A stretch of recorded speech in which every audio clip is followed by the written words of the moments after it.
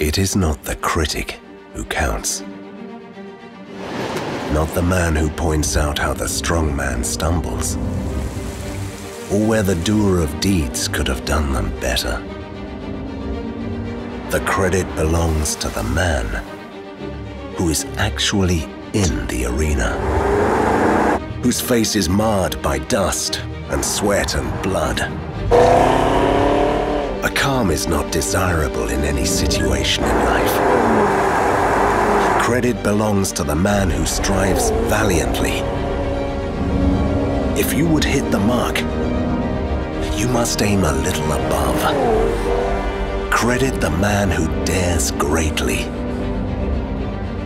for his place shall never be with those cold and timid souls who know neither victory or defeat.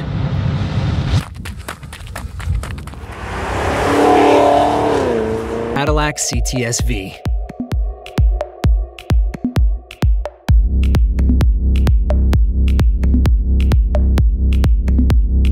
As formidable on the track as it is comfortable on the road, the CTS-V is equipped with 640 horsepower, the most powerful engine in its segment. Designed with performance and style in mind, the CTS-V is equal parts power and sophistication. The aerodynamic exteriors speak softly, yet command presence, with air-extracting hood vents designed to cool the engine and optimize the driving experience. The Cadillac CTS-V, pinnacle of performance.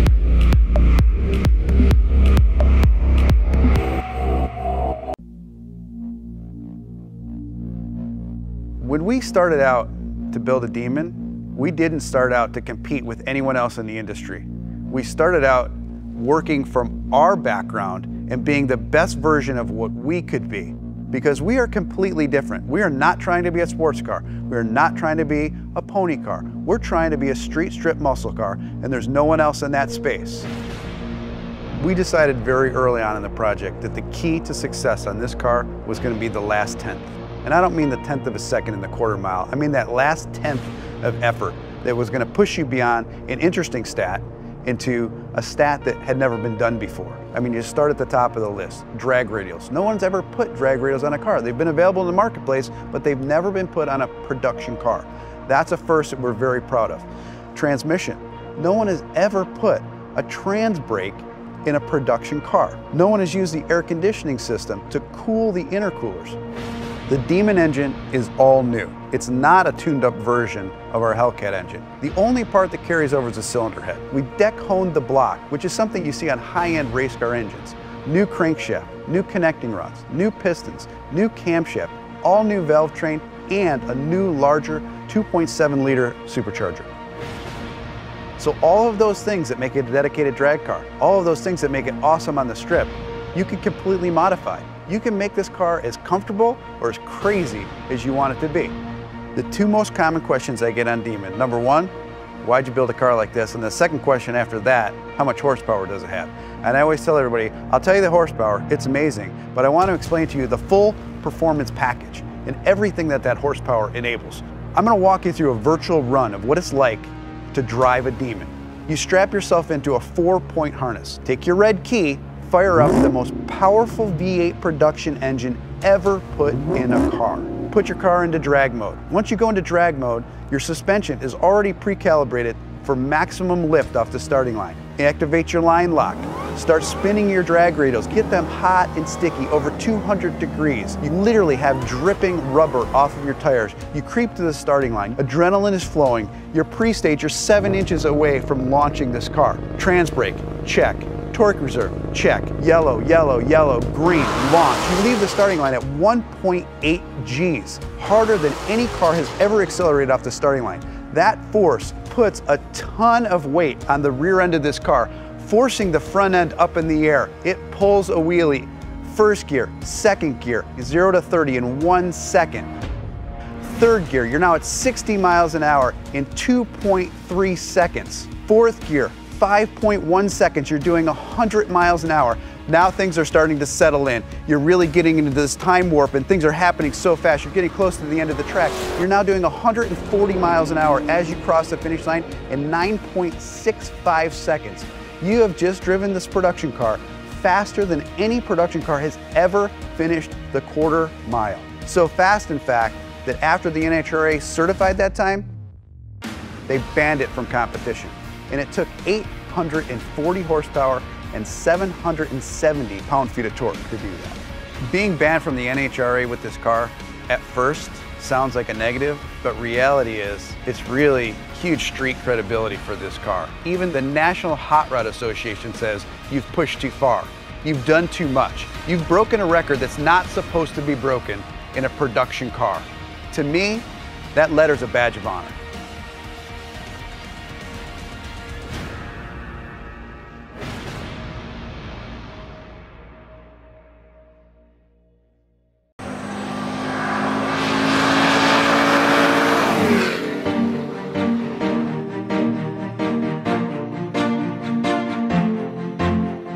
This car will want for nothing in anyone's eyes in terms of its capability.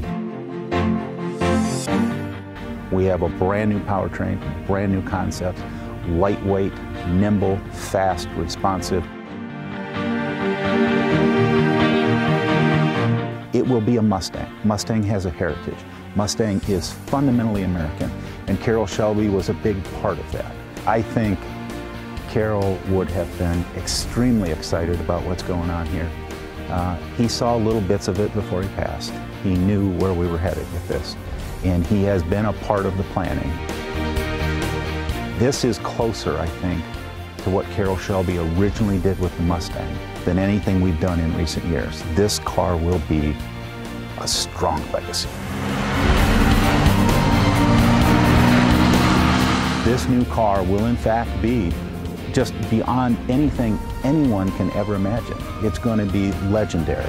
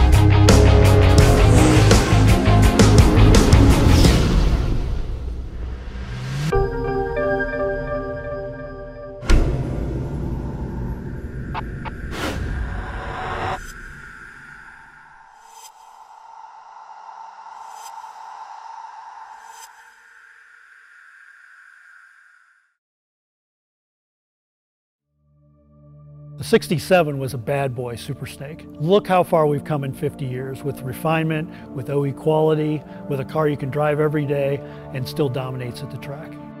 Shelby came to the table. We gave it horsepower. We gave it a unique look, custom wheels, front splitter. From 50 feet away, you knew this car was a bad boy right out of the box.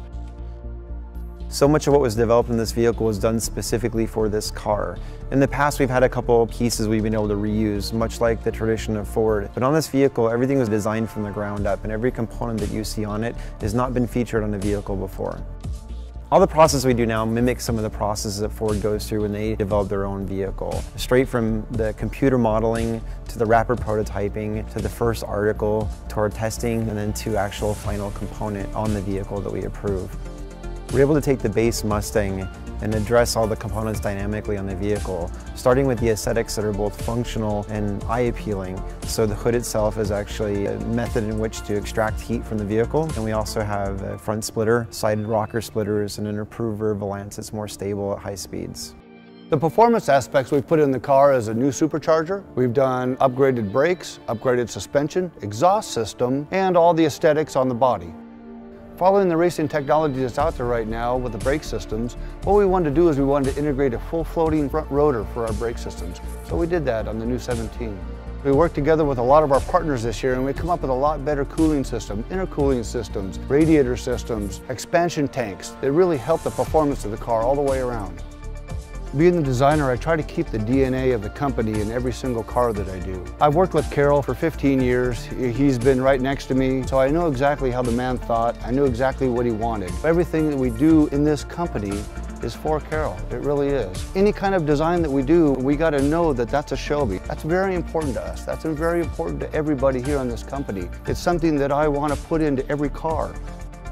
Even though this car is due for 2017, it's not a departure from what we do here at Shelby. All the DNA is still involved in this car 100%. What makes the Shelby GTE unique is the overall performance that we offer for the price of entry on this vehicle. It's kind of unfair to call this an entry-level vehicle because we really are offering you power, performance, handling, looks, all in one package to start off with. And we're really touching on a group of customers that we've not seen or really offered this entry level of a product to before. You know, the Shelby GTE comes with many unique features. So if you look at that car quickly from a front three-quarter view, rear three-quarter view, side view, you can quickly see that it's different than just a regular Mustang. Much like what we found with the Hertz rental car that we just did. It was a fabulous success. People loved it. It performs at a great level. Wheels, tires, suspension, unique look and appearance. Things that make it clearly a Shelby from, 50 feet away. Working with Ford Performance, we've done a lot of really neat things with the car. We've actually done power adders to add an extra 40 horsepower to the car. The suspension system is proven over and above. We do a custom hood on the car. We're pulling like 60 degrees out from underneath the engine compartment. All together with everything that we've done and working together with Ford Performance, I think we've come up with a nice, well-rounded car that you'd be proud to drive every day. This car really comes down to two words: affordable performance. You look at almost every single component that we added to it, and it has both an aesthetic component and a performance component to it. So this is really what makes this car special. It's that recipe of the wheels and the hood and the grille and all the interior components and the suspension. So we've really developed what I would call the best recipe for what we try to accomplish, which is an attainable car for our fan base.